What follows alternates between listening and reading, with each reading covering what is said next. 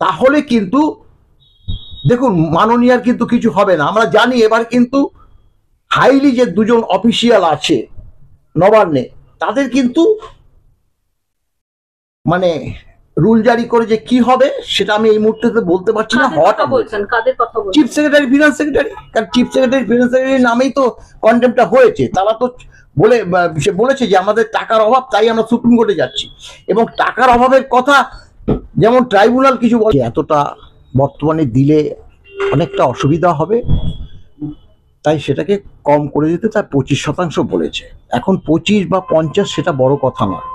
অর্থাৎ কেন দিতে বলেছে, অর্থাৎ নির্দিষ্ট নিয়ম অনুসারে আইন মেনে যে সরকারি কর্মচারীরা ডিএ প্রাপ্য সেটা মিটিয়ে দিতে বলেছে। অর্থাৎ আমাদের মূল দাবি ছিল যে all India consumer price index অনুসারে বছরে যে 2 কিস্তি ডিএ দেওয়া হয় সেটা রাজ্য সরকারকে দিতে হবে। তার মানেনি, হাইকোর্ট যেমন বলেনি, বলবে কিভাবে, বলার সুযোগ দিইনি। কেন সুযোগ দিইনি জানুন? দেখুন ব্যাপারটা হলো, যেটা আমাদের বাজেট প্রিভিউ হয়, আমাদের বেতন পেনশনের একটা বাজেট প্রভিশন রাখে। বামফ্রন্ট সরকার চলে যাওয়ার পর আমরা দেখেছি 5 বছরে আমাদের যে বাজেটে বেতন পেনশনের যে বরাদ্দ রাখে সেটা 5 বছরে 13,000 কোটি টাকা মেরে দিয়েছে। মানে যেটা খরচা করার কথা সেটা কেন মানে হবে কিভাবে? কারণ আমাদের তো কর্মী সংখ্যা কম, বেতন দিতে হয় না, ডিএ ঠিক মতো দিতে হয় না, যার জন্য বেঁচে যায়।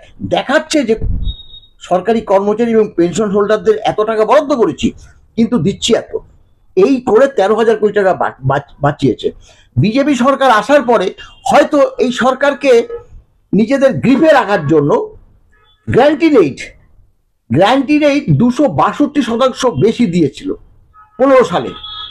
আমরা সব একদম নথি তুলে দিয়েছি যে সরকারের কিন্তু অর্থনৈতিক কোনো দুর্বলতা নেই, কিন্তু আমাদের দিচ্ছে না, আমাদের টাকা দিয়ে খেলা মেলা অমুক সব করছে। কেন হবে? আমরা তো খোদ সরকারি কর্মচারী। এখানে যখন ওই বিহার পাচ্ছে, উড়িষ্যা পাচ্ছে, অসম পাচ্ছে, যাদেরকে গালাগালি দেয় গুজরাট, ইউপি, তারা পাচ্ছে, প্রতিটা স্টেট গভর্নমেন্ট পাচ্ছে। এমনকি এই রাজ্যের কর্মরত যে সরকারি কর্মচারী সমাজ দিল্লিতে, চেন্নাইতে কাজ করছে, তারা পাচ্ছে কেন্দ্রীয় হারে, আর আমরা পাবো না। তাই আজকে যে রায় হয়েছে সরকারি কর্মচারী থেকেও দেখুন, বিশেষ করে যেটা হচ্ছে যারা অবসর নিয়েছে। কেন অবসর নিয়েছে? আমরা বাম আমলে প্রচুর আন্দোলন করেছি মহাকরণের অভ্যন্তরে, আমাদের উপর কোনো প্রশাসনিক কিন্তু আক্রমণ হয়নি। দলীয় সংগঠন যে আছে, কোঅর্ডিনেশন কমিটি, তারা করেছে, অস্বীকার করব না, কিন্তু প্রশাসন আমাদের মিথ্যে মামলা বলুন, আমরা সেক্রেটারিয়েটের স্টাফ আমাদের সাগর থেকে পাহাড়ে বদলি করেনি, মিথ্যে মামলা দেয়নি। কিন্তু বর্তমান সরকার মানে আন্দোলন করলেই আপনারা দেখেছেন তো, ডাক্তারগুলোকে সব বদলি করে দিচ্ছে। আমাদের সরকারি কর্মচারীরা পাহাড়ে পড়ে আছে, সেক্রেটারিয়েটের স্টাফ পুরুলিয়াতে, বীরভূমে, বাঁকুড়াতে, এমনকি সাগরে। এবং দেখুন কতগুলো 3 ধরনের সরকারি কর্মচারী থাকে, খোদ সরকারি কর্মচারী। একটা হচ্ছে সেক্রেটারিয়েট, একটা হচ্ছে ডাইরেক্টরেট, যারা সেক্রেটারি মন্ত্রীদের সঙ্গে কাজ করে তারা হচ্ছে সেক্রেটারিয়েট, আর একটা ডাইরেক্টরদের সঙ্গে যারা কাজ করে তারা ডাইরেক্টরেট, আর ডিএম, এসডিও, বিডিওদের সঙ্গে যারা কাজ করে রিজিওনাল স্তরে রিজিওনাল। এই হচ্ছে। কিন্তু সেক্রেটারিয়েট স্টাফ যারা এক কথায় পিএসসি দিয়ে প্রথম দিকে থাকতে হয়, তারা অনেক কিছু জানে, নাহলে প্রথম দিকে তাদেরকে যদি একটা বিডিও অফিসে ফেলে রাখে তাদের মেধাটা নষ্ট হলো। সরকারের যদি এইটুক সেন্স থাকে তাহলে তাদেরকে কেন ওই ব্লকে ফেলে রাখবে? তাদের তো সেক্রেটারিটা কাজ করাবে, মানে তার হচ্ছে তার বিরুদ্ধে গেলে তাকে ই করে যাবে। তাই এবার দেখা যাক, আমরা ওয়েট করছি, আশা করছি সরকার দিয়ে দেবে, না হলে কিন্তু তাদের সম্মান কিন্তু হানি হবে। এবং তখন যদি চাকরি নিয়ে টানাটানি পড়ে, জেল কাস্টডি যদি হয় চিফ সেক্রেটারি এবং ফিনান্স সেক্রেটারি, তখন কিন্তু মুখ লুকোতে হবে। আমার একটা প্রশ্ন হচ্ছে যে রাজ্য সরকার এখনো পর্যন্ত সংবাদ মাধ্যম সূত্রে যেটা জানা যাচ্ছে যে ট্রেজারির কাছে কিন্তু খবর নেই যে 27শে জুনের মধ্যে যে 25% ডিএ দিতে হবে, এরকম কোনো ট্রেজারির কাছে কোনো খবর নেই। অন্যদিকে 15ই জুনের মধ্যে রাজ্য সরকার কি কোনো বিজ্ঞপ্তি জারি করতে পারতেন যদি এই যে যে বকেয়া ডিএটা দেওয়ার ব্যাপারে সুপ্রিম কোর্ট নির্দেশ দিয়েছেন? সেটা তো করা উচিত ছিল। সুপ্রিম কোর্ট দেখুন দেশের সর্বোচ্চ আদালত, তাদের কথা তো শুনবে।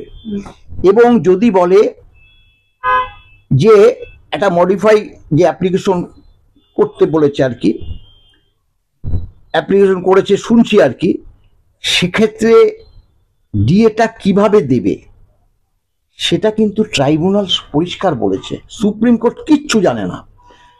তবে কখন থেকে দিয়ে দেওয়া হবে, কি দেবে সেসব, অর্থাৎ সুপ্রিম কোর্ট বলেছে all India consumer price index অনুসারে বছরে যে 2 কিস্তি দিয়ে দেওয়া হয় সেটা দিতে হবে, সেটাই কিন্তু হাইকোর্ট এবং ট্রাইব্যুনাল বলেছে। আর এবং ট্রাইব্যুনাল কিভাবে ডিএটা দিবে সেটা একদম পরিষ্কার বলে দিয়েছে। যদি ক্লারিফিকেশন চাইতে হয় তাহলে কিন্তু স্যাটকে বলতে হবে, বলার তো কোনো প্রয়োজন নেই, কারণ স্যাটের যে রায় সেটা সরকারের কাছে আছে।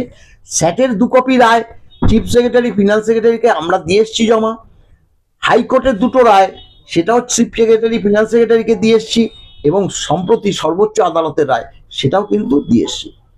শেষ যেটা প্রশ্ন, যে যদি 27 তারিখ বা 28 তারিখে আপনারা ডিএ না পান, তাহলে আপনারা কি কোনো আগামী দিনে বড় আন্দোলনে না, আন্দোলন তো আমরা এখন করতে পারবো না। আমাদের সম্পূর্ণভাবে এই যে আমাদের যে বলেছে যে আমাদের যদি কিছু জানাবার থাকে, আমরা তো বলেছি যে সর্বোচ্চ আদালত যা সিদ্ধান্ত নেবে সেটাই আমাদের শিরোধার্য, কারণ আমাদের যেটা চেয়েছি সেটা সর্বোচ্চ আদালত দিয়ে দিয়েছে, আমাদের আর কিছু বলার নেই। এবার সরকারকে বলতে হবে, সরকারকে বলতে হবে। অতএব আমরা আদালত যে অবমাননা করলো, কারণ যে 2টো কথা বলে দিয়েছে সেটা মানলো না। 4 সপ্তাহের মধ্যে কি করতে চলেছে সরকার সেটা জানাবে, আর 6 সপ্তাহের মধ্যে ডিএটা দিয়ে দেবে। 6 সপ্তাহ যেদিন হয়ে যাবে, যে মাননীয় ফিরদৌস সাহেবের সঙ্গে আমরা কথা বলেছি, ওই যেদিন হয়ে যাবে তার পরের দিনই আমরা ওটা গিয়ে জমা দিয়ে আসবো, একদম ওখানে গিয়ে জমা দিয়ে আসবো, সেটা এখান থেকে পাঠিয়ে দেবো তার আগেই। এই আর কি। অনেক ধন্যবাদ। ধন্যবাদ মলয়দা। আমরা অবশ্যই এই খবরের দিকে নজর রাখবো, যেভাবে খবর রেখেছেন সমস্ত রাজ্য সরকারি কর্মচারী এবং সমগ্র রাজ্যবাসী। ক্যামেরা অজিত দাসের সঙ্গে সাথী নিয়োগের রিপোর্ট, ইমেজ বেঙ্গল, কলকাতা।